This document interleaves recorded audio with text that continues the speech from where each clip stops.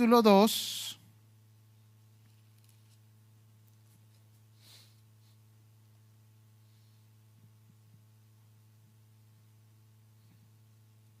Gloria a Dios.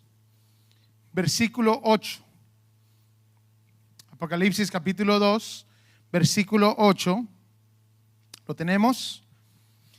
Y escribe al ángel de la iglesia en Esmirna, el primero y el postrero, el que estuvo muerto y vivió, dice esto: yo conozco tus obras. Nuevamente, yo conozco tus obras. Recuérdese de eso.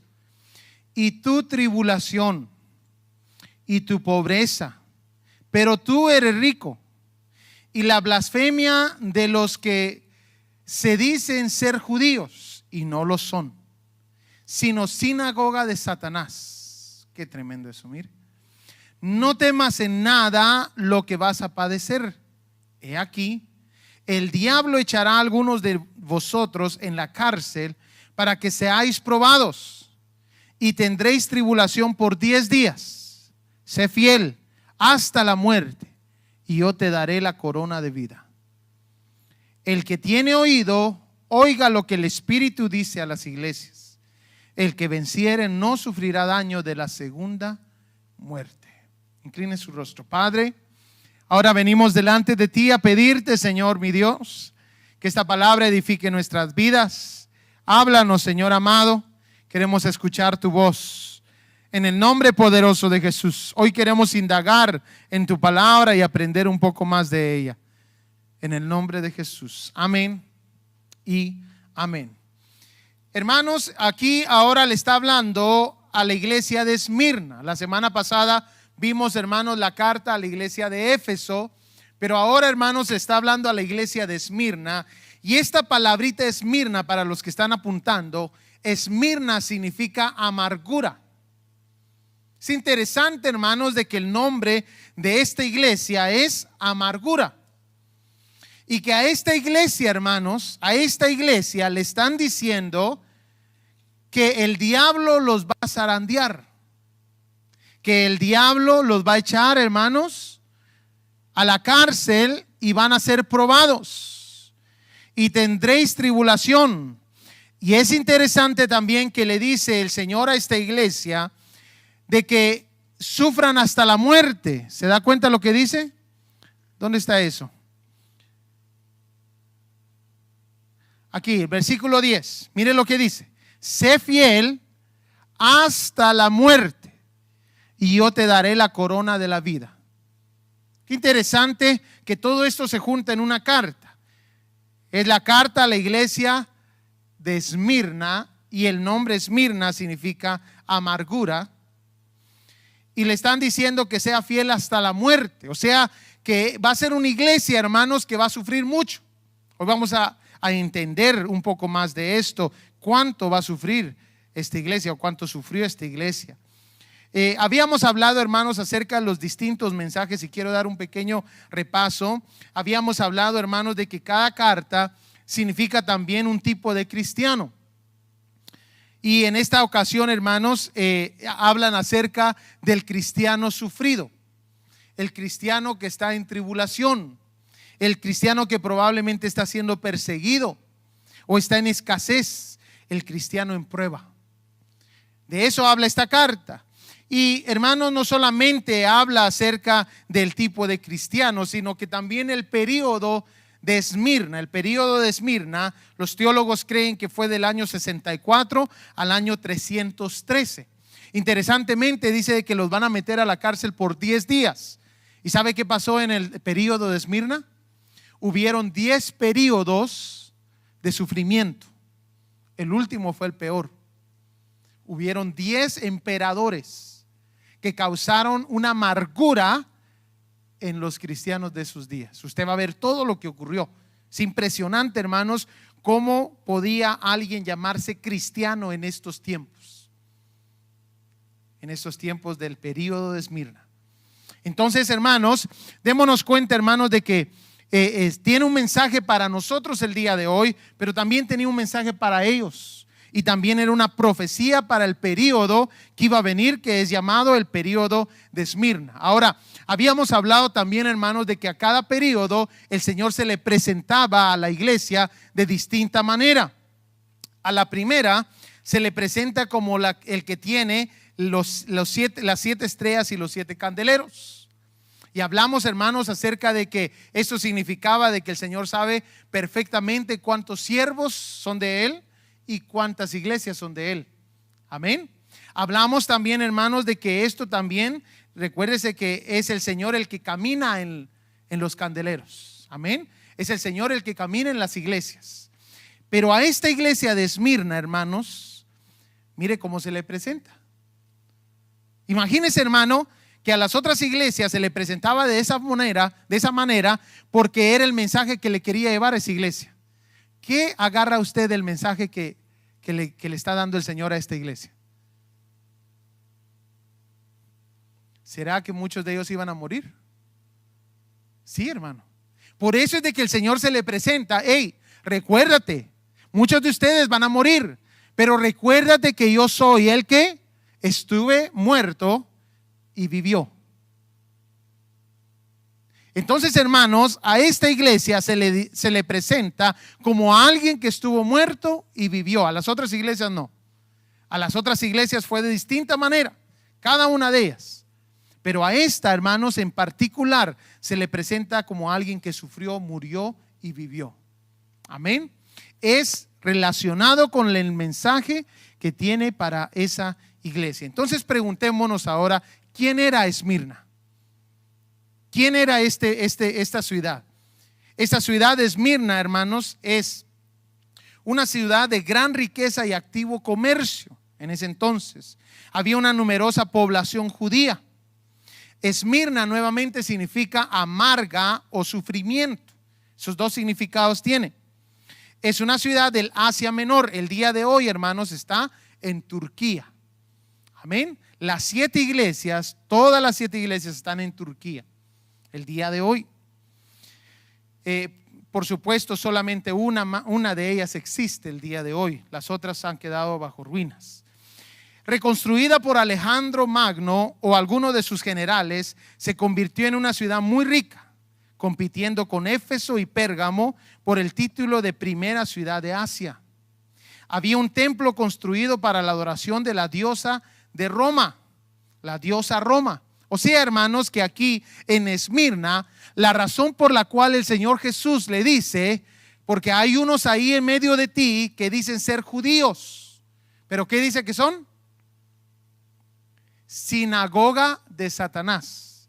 Habían muchos judíos en este lugar, pero la mayoría, hermanos, estaba de adoradores del emperador y de la diosa Roma. Había una estatua. Si usted pone diosa Roma en Google, esta es la estatua que le aparece.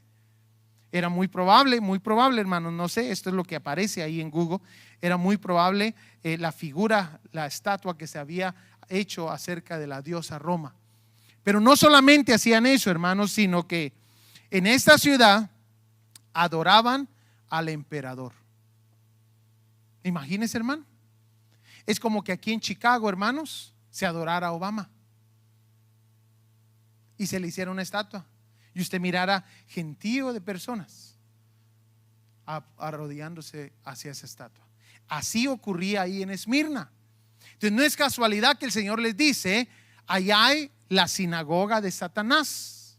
¿Por qué? Porque en ese lugar había mucha falsa adoración hasta al mero emperador.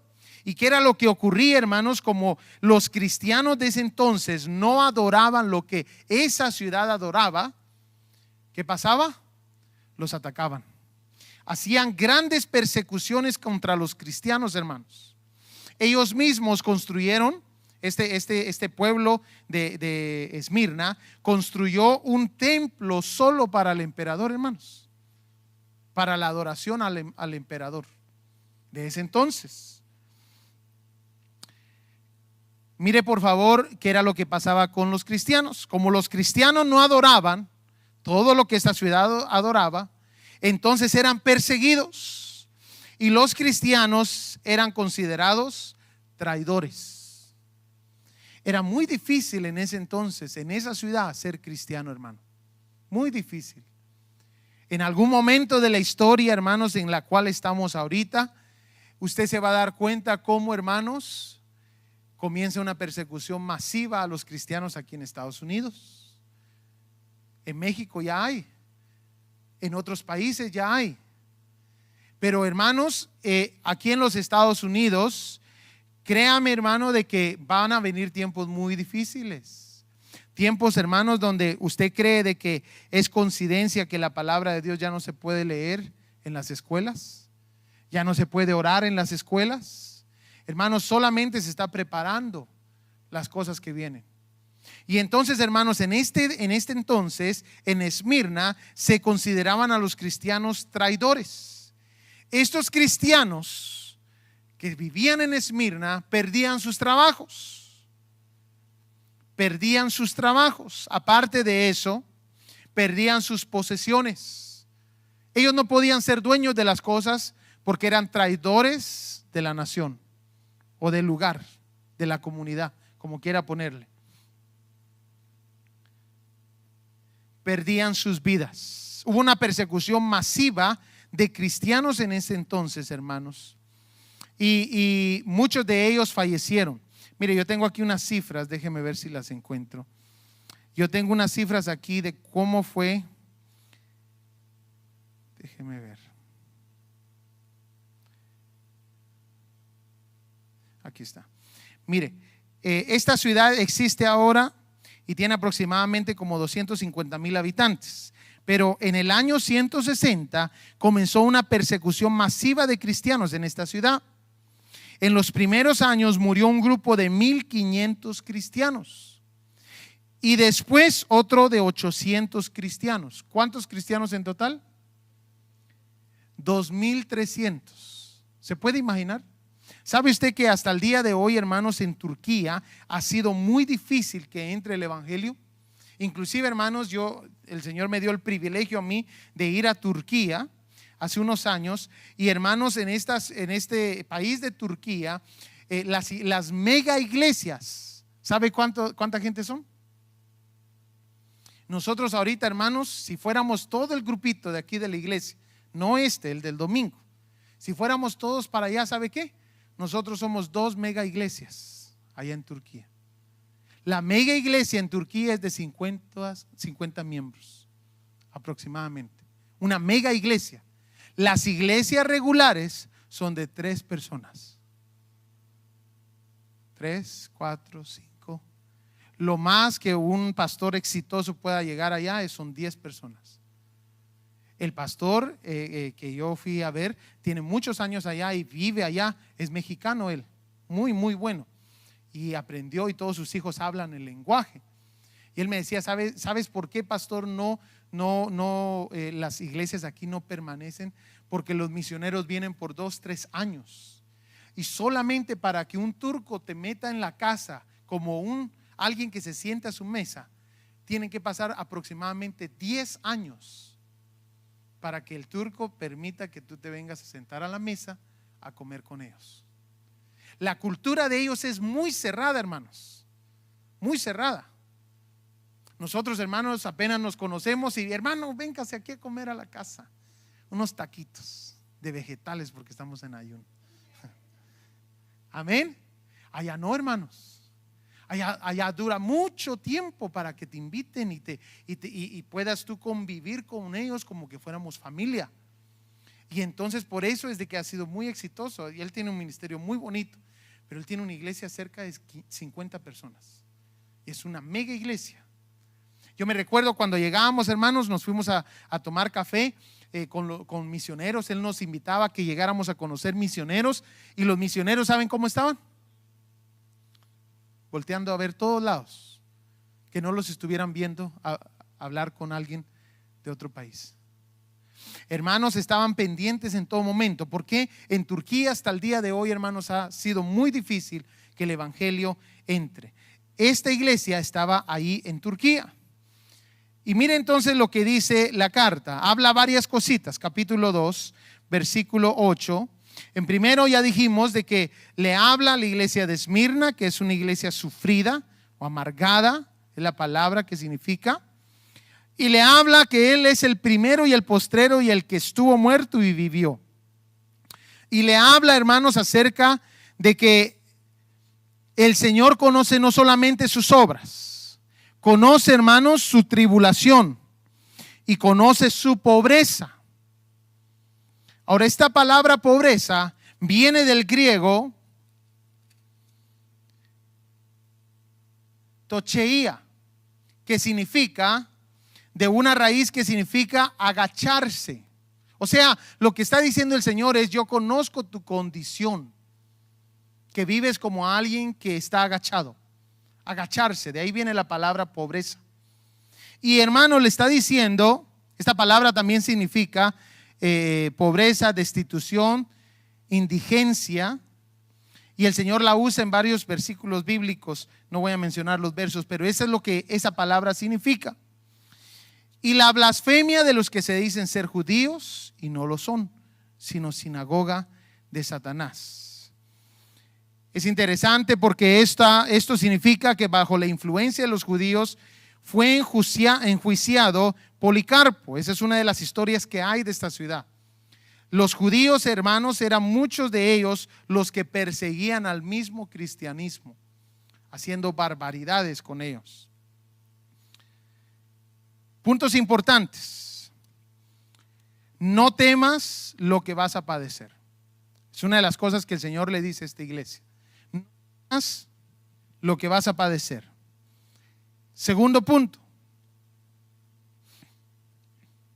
Bueno, miremos esto un momentito. Una de las cosas que hacían, hermanos, en este tiempo, o en este periodo más bien, era, hermanos, de que ellos incendiaban a los cristianos como antorchas. Los prendían. Por ejemplo, Nerón hizo esto en este periodo. Ponían a los cristianos como antorchas, hermanos, y los encendían para que iluminaran los parques y los jardines de Nerón. En este entonces, imagínese, hermano, que ahí ponían primero, digamos, al papá, a la mamá y a los hijos. Y, hermanos, los quemaban vivos. Y en plena fiesta estaban los cristianos llorando, gritando, y ellos seguían. Eran masacres esa gente. Entonces, hermanos, ellos sufrieron mucho. Esto lo hicieron en el período de Esmirna. Vamos a ver algunas otras cosas que hicieron en ese período. Esto fue en el año 160 después de Cristo, donde hubieron estas persecuciones en esta ciudad de Esmirna. En esta ciudad hubieron estas persecuciones donde les quitaban las propiedades a los cristianos y los perseguían. Les dije, ¿verdad? Matan a 1500 personas y después a 800 en el año 160.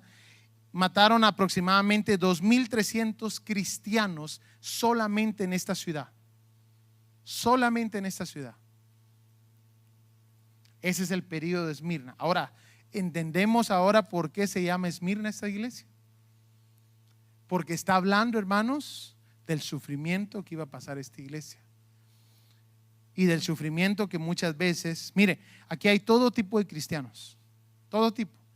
Los 7 tipos que vamos a ver, más de algunos, hermanos. Por ejemplo, yo fui perseguido a muerte cuando yo vine a los pies de Cristo a los 16 años.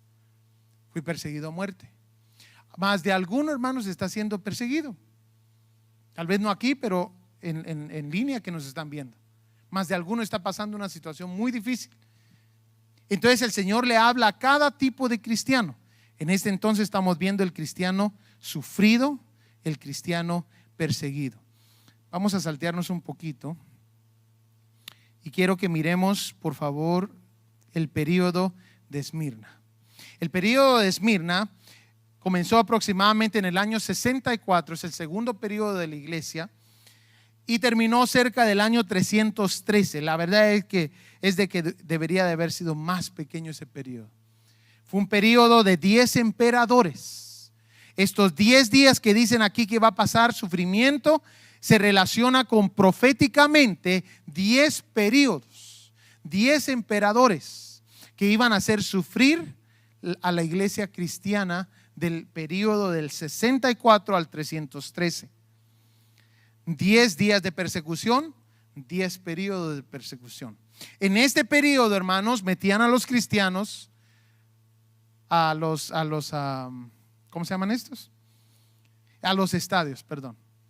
A los estadios los metían, soltaban leones, soltaban animales salvajes y se los comían.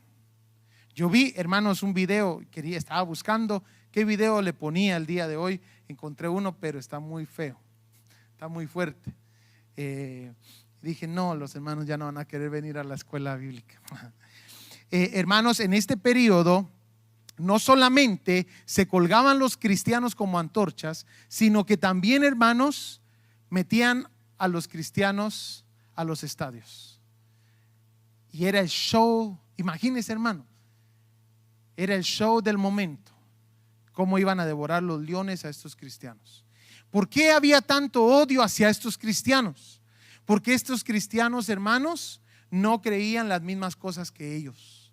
Estos cristianos ahora adoraban a otro Dios, según ellos. Y muchos de los que impulsaron, hermanos, esta persecución fueron personas que se hacían pasar por religiosas. Aquí la Biblia dice sinagoga de Satanás. Miremos qué más hacían. Por ejemplo, este personaje fue un hijo del diablo. El día de hoy se está quemando, si no se convirtió a Cristo, se está quemando en el infierno. ¿Qué hizo Nerón? Nerón, hermanos, no solamente mató a varios hermanos de los discípulos de los apóstoles. Nerón se cree que es el mismo que quemó Roma para hacer algo nuevo y le echó la culpa a los cristianos.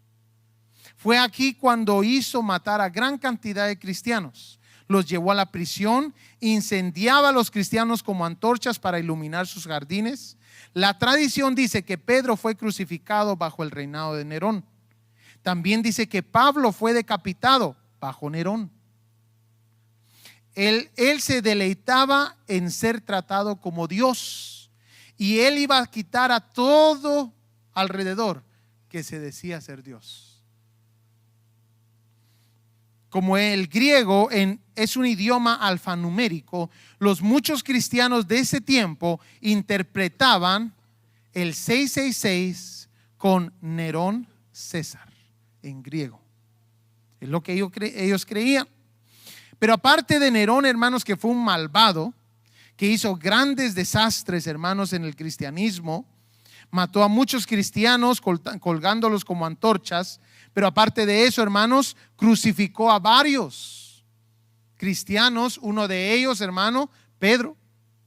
Y ustedes saben la historia. Algunas historias dicen de que Pedro decidió no ser crucificado como Jesús había sido crucificado, así que lo voltearon al revés. Nerón, en el periodo de Nerón, la iglesia sufrida. Aparte de eso, hermanos, le cortó la cabeza a varios cristianos. Y como ya habíamos visto, habían 10 emperadores más que pasaron situaciones similares, que hicieron leyes contra los cristianos. Uno de ellos, hermanos, mire aquí, cada uno de ellos, que usted los puede encontrar en la internet del día de hoy. Cada uno de ellos, pero este último, Diocleciano, hermanos, promulgó leyes para destruir todas las iglesias y quemar todas las copias de la Biblia. Hermanos, el hecho de que usted tenga una Biblia enfrente de usted el día de hoy es un milagro. Yo le aconsejo, si usted tiene una Biblia digital, cómprese una Biblia de papel. Cómprese una Biblia idéntica a esta. ¿Sabe por qué? Porque si en ese entonces quisieron destruir la Biblia, ¿qué le hace pensar que el día de hoy digitalmente no van a querer destruir la Biblia? ¿Saben qué están haciendo el día de hoy? Si yo le leo ciertos versículos aquí en la Biblia, en mi Biblia de papel, y le digo que los busque en su Biblia digital, Yo sé versículos que ya no están en su Biblia digital. Y usted está bien confiado con su Biblia digital. Y hay versículos que las actualizaron. Las Biblias las actualizaron y quitaron versículos. Y ahí venimos todos con nuestro iPad, ¿verdad? No, yo no tengo nada contra el iPad, yo tengo uno. Pero hermanos, esto no me lo quita usted para nada. Porque aquí nadie me lo puede tocar, hermanos. Yo soy el único que marca ahí. En muchas de las Biblias digitales, hermanos, específicamente la nueva versión internacional, hermanos, ya desaparecieron varios versículos. Y como la mayoría de cristianos el día de hoy es un cristiano ¿qué? Tibio, ni se ha dado cuenta. Ni se ha dado cuenta que ya esos versículos no existen en su Biblia digital. Hermanos, desde ese entonces está Satanás tratando de eliminar este libro. ¿Por qué querrá Satanás destruir este libro? ¿Qué hay en este libro que hay de mucha importancia para el ser humano? Yo le quiero invitar, hermanos, este día, le quiero invitar, haga lo posible de leerse la Biblia todo este año.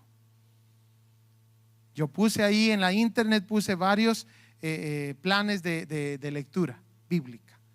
Haga lo posible, comience bien el año.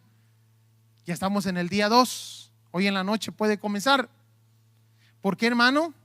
Porque vienen tiempos muy difíciles, hermano, donde nuevamente se va a comenzar a repetir la historia. En ese entonces, hermanos, quisieron destruir las iglesias. Y no solamente eso, mandó a quemar, este personaje mandó a quemar las copias de la Biblia. Cuando su reinado, hermanos, terminó, él dijo una frase: he enterrado el cristianismo. He logrado enterrar el cristianismo. Fue la frase que él usó. ¿Y sabe qué? El próximo emperador hizo el cristianismo la religión de todo el imperio. Él creyó que la había enterrado y de repente se volvió en la religión de todo el imperio. Llegó a levantar un monumento diciendo que había enterrado al cristianismo. 25 años después se vuelve en la religión del imperio. ¿Será que podemos contra Dios? No. Pero hubieron mucha gente muerta y sufrida. Cada uno de ellos quemaban a los cristianos vivos. Dicen la historia, hermanos, que a Juan, el amado, lo trataron de hervir en aceite hirviendo y que no lo pudieron matar. Este periodo, hermanos, fue un periodo de mucho sufrimiento para el cristiano. ¿Sabe por qué muchas de las veces las iglesias en Estados Unidos están muy acomodadas? ¿Aló? ¿Sabe por qué? Porque hemos dejado de sufrir por el evangelio. Porque está muy fácil. Cae nieve, pastor, miro el culto desde la internet. ¿Aló? ¿Cayó una tormenta, hermanos? No, aquí no, ¿verdad, hermanos? Aquí yo miro que usted viene en plena tormenta. Amén. Pero, hermanos, en ese periodo se sufrió mucho por el evangelio. Habían muchos cristianos que se echaron para atrás, que no aguantaron. Imagínense dejar su vida entera por esto, por el sufrimiento. Y entonces muchos cristianos decían: no. Ahí muere, dicen, ¿verdad? Cientos de cristianos fueron arrastrados a los circos. Muchos fueron crucificados. Otros fueron incendiados vivos con sus familias para servir como antorcha. Otros hervidos en aceite y otros quemados vivos. Un historiador calculó que unos 5 millones de cristianos fueron muertos durante los 2 siglos de estos 10 emperadores. ¿Cuántos millones? 5 millones de cristianos fueron muertos. Era un odio espantoso que le tenían al cristiano. Un odio espantoso. Hasta el punto, hermanos, que llegaron a llevar a los cristianos a las conocidas catacumbas de Roma. En esas catacumbas era donde los cristianos enterraban a sus muertos, de tantos que habían, hermanos. Ellos trataban de no seguir las prácticas de enterrar a sus muertos, y algunas personas hacían sus servicios en estas cuevas, debajo de Roma, debajo del imperio. Hacían sus servicios para que no los mataran y no los persiguieran. Algunos, no todos. Y otras, hermanos, enterraban aquí. La mayoría de estas catacumbas fueron usadas para enterrar a sus muertos, hermanos. Y se conocen que eran catacumbas cristianas, o sea que eran catacumbas que se usaban para el cristiano, para enterrar a cristianos. Y el día de hoy nos queda como muestra, hermanos, de esa persecución masiva que hubo al cristianismo. Ahora mire este video conmigo, por favor, para que usted se dé cuenta lo que tienen y cómo tienen que ellos adorar personas que están siendo perseguidas el día de hoy. ¿Estamos listos con el sonido? Su nombre es Kim Un-jin, edad 31 años. Nació en Pyongyang, Corea del Norte. Su testimonio es raro considerando los números en ese país. La CIA estima que unos 24 millones de personas viven en esta nación comunista. El mejor cálculo es que un 2% o 480,000 son cristianos.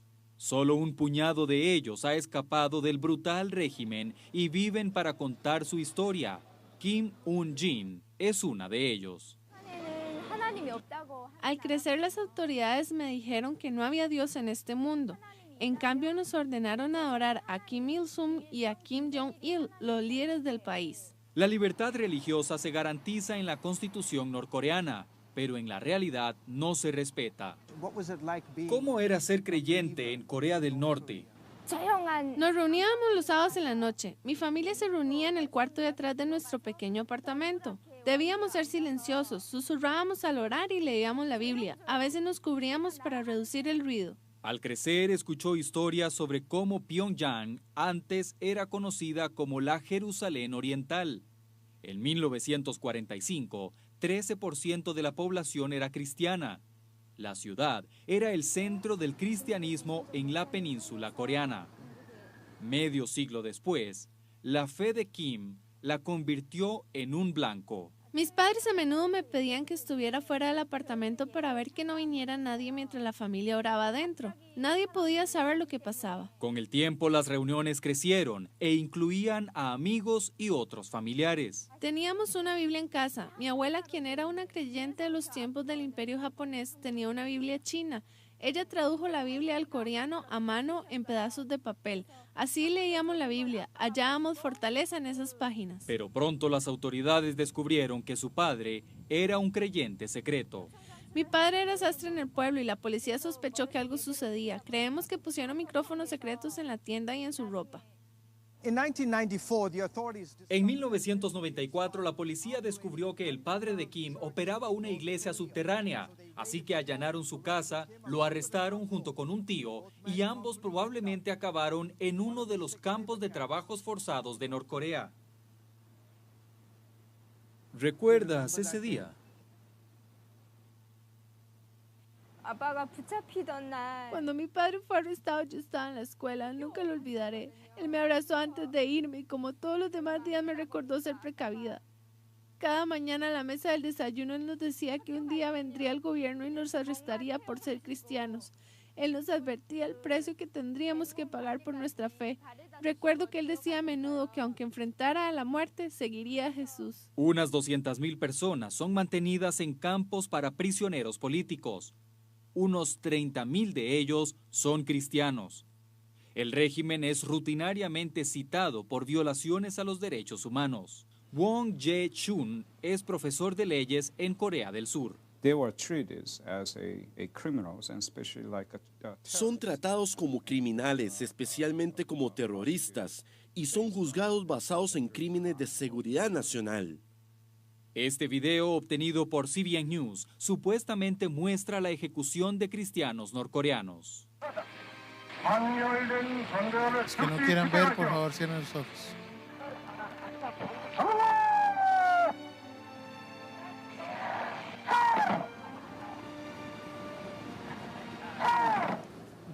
¿Crees que tu padre esté vivo? 전혀 없어요. No, todos saben qué pasa cuando agentes del gobierno arrestan a cristianos en Norcorea. Nunca salen con vida. Lo extrañas. 이 세상에 남아있는 우리 자녀들을 위해서, 가족을 위해서 Yo sé que mi padre está en el cielo orando por Corea y por mi familia. La madre, abuela y sobrinas de Kim lograron escapar ese día a las montañas. En 2005, con ayuda de un pastor chino, ella cruzó el río Tumen hacia China. Su familia la siguió meses después. Fue una decisión difícil. Sabía que si me atrapaban sería arrestada y enviada a prisión, pero mi familia desertó porque éramos perseguidos en Corea del Norte por nuestra fe. Hoy día está casada, tiene un hijo y vive en Seúl, Corea del Sur. Estoy orgulloso de lo que ella hizo. Su familia ha pasado mucho durante años. Ella es una heroína a mis ojos. Kim pone de lado esos cumplidos. En cambio, honra al hombre quien arriesgó su propia vida. 이제 이 북한 Yo crecí en un lugar donde se decía que no había Dios, pero mi padre me enseñó lo contrario. Él amaba a Cristo y por eso murió. Kim tiene el sueño de regresar a Pyongyang y compartir sobre su amor con la gente de Norcorea. Nos alistamos para el día en que se abran las puertas. George Thomas, CBN News, Seúl, Corea del Sur. ¿Qué le parece, hermano? ¿Cómo está el cristiano aquí?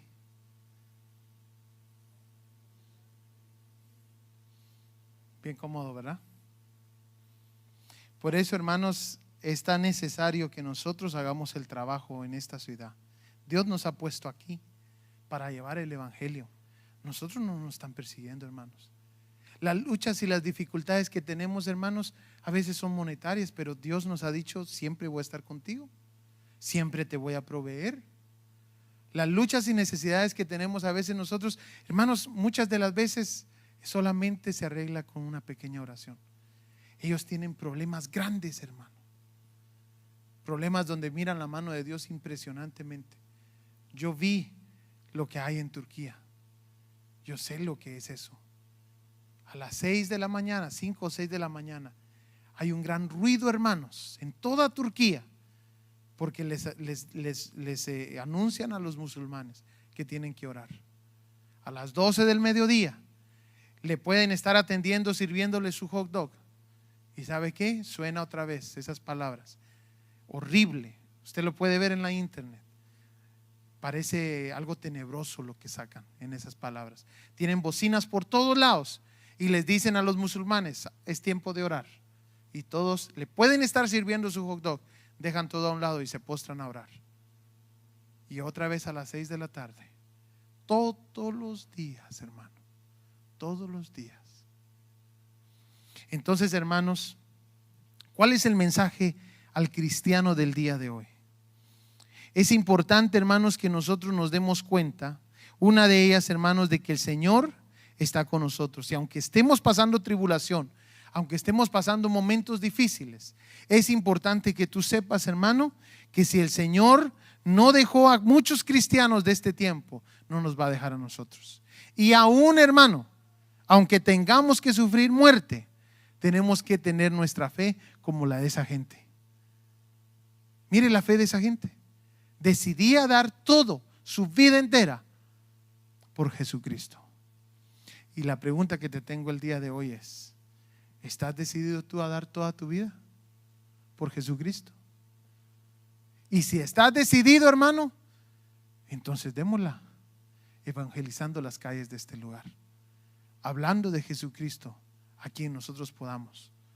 Porque un día, hermanos, se nos va a acabar el carrito, se nos va a acabar la casa, se nos va a acabar el trabajito,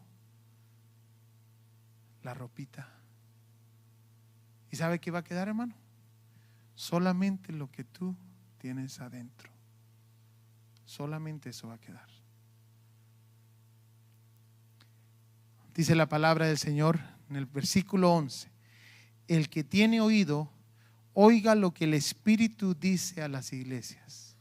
El que venciere no sufrirá daño de la segunda muerte. El día de hoy, 23 países musulmanes persiguen a los cristianos. Cerca de 160,000 creyentes son sacrificados cada año en nuestros días. Esto es 440 cristianos por día. ¿Sabe cuánto es esto, hermanos? A este paso, cada 30 años son martirizados 5 millones de creyentes hoy día. Hermanos, muere un creyente cada 5 minutos. Ahorita hemos estado aquí desde las 7 de la noche. ¿Cuántos cristianos murieron en el mundo? Cada 5 minutos han matado a un creyente. Cada 5 minutos. Nosotros tenemos que hablar más de Cristo, hermano. Nosotros tenemos que ir más a las calles y predicar de Cristo. La Biblia, el día de hoy, hermanos, no estamos hablando de hace años, hoy día, la Biblia es prohibida en más o menos 52 países de este mundo. Si te encuentran con la Biblia, a la cárcel. El día de hoy, en más o menos 52 países es prohibida esta Biblia. Y muchos de nosotros la tenemos como un libro olvidado. Y otra gente está anhelando recibir una. ¿Cuántos han visto ese video que aparece ahí en la internet? Donde hay unos chinitos recibiendo una maleta de Biblias. ¿Cuántos lo vieron? A ver, levanten la mano. ¿Qué? ¿Se da cuenta cómo la recibieron? Llorando, la besaban. ¿Verdad que sí? ¿Por qué, hermano? ¿Cuál es la diferencia de la Biblia china a esta Biblia? Una. La diferencia, ¿sabe dónde está? Aquí. Cuando tú amas la palabra de Dios. Cuánto tú amas la presencia de Dios. Vaya conmigo, por favor, y termino con esto. A Mateo capítulo 13.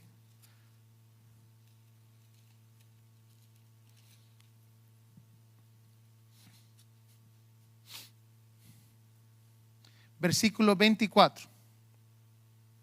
Capítulo 13, versículo 24. Cada iglesia del Apocalipsis, cada una de las 7 iglesias, tiene una parábola paralela.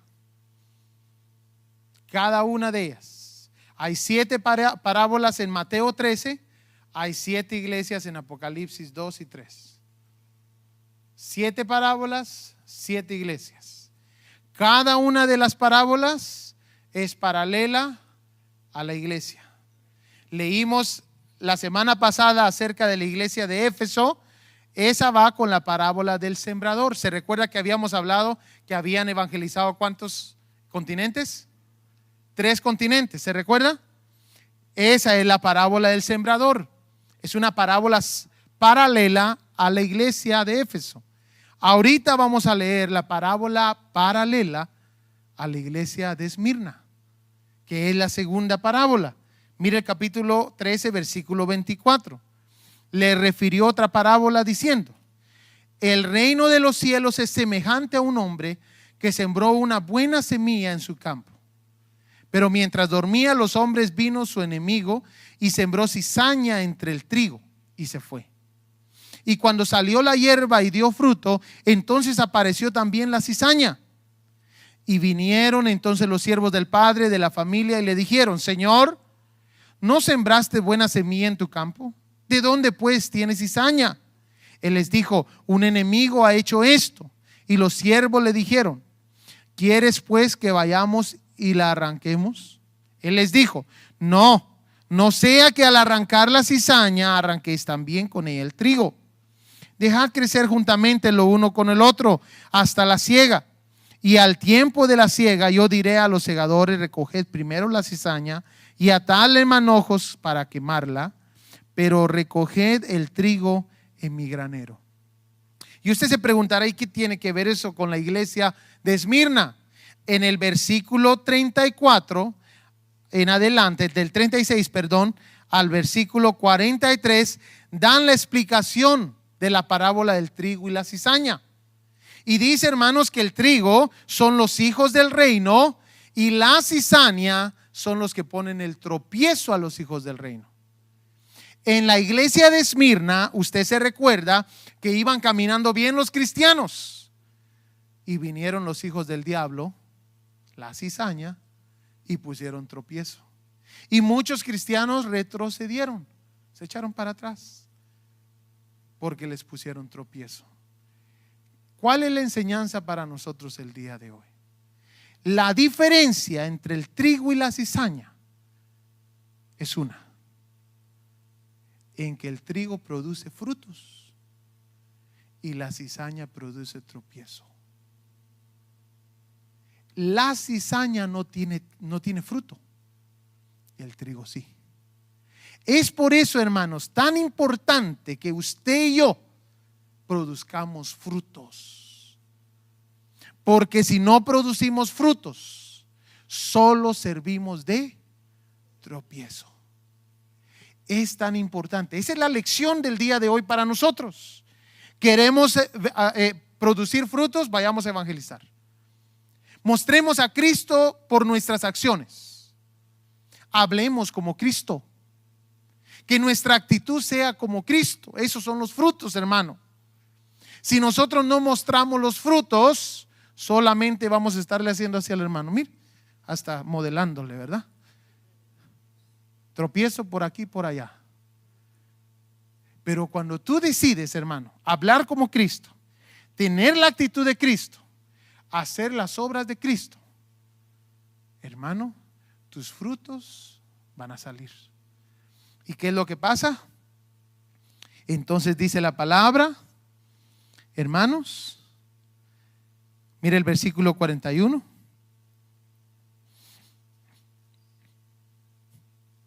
En el versículo 43. Entonces los justos resplandecerán como el sol en el reino de su Padre.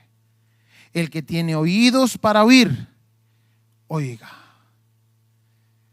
Hermano, es tan importante el día de hoy que nosotros mostremos frutos, porque dice la palabra del Señor que en los últimos tiempos se van a presentar varios delante del Señor y le van a decir: Señor, en tu nombre echamos fuera demonios, en tu nombre pusimos nuestras manos sobre los enfermos y ¿qué hicieron? Sanaron. En tu nombre profetizamos. Y el Señor, ¿qué va a contestar? Apartaos de mí, no os conozco. Dese cuenta, hermanos, que lo que ellos llevaron delante del Señor, ¿qué fue? Dones, no frutos. Cuando nosotros podemos estar llenos de dones, excelente. El pastor, el Señor lo usa en esto, el Señor lo usa en otro, al hermanito lo usa el Señor en esto y lo usa en el otro. Pero si el pastor y el hermanito no tenemos frutos, hermano, cuando vengamos delante del Rey, delante del Señor, no nos van a preguntar: wow, ¿cuántos dones te di? No, nos van a decir: ¿cuánto te pareciste a mí?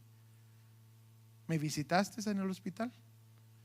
¿Me dices un vaso de agua? ¿Hablaste de mí? Eso es lo que el Señor nos va a pedir.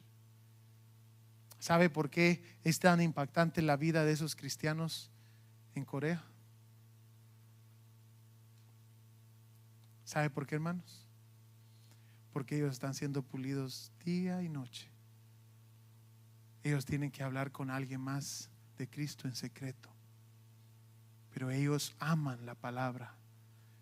Y yo espero que usted ame la palabra, porque la palabra, hermano, nos va a dar vida. Amén. Incline su rostro.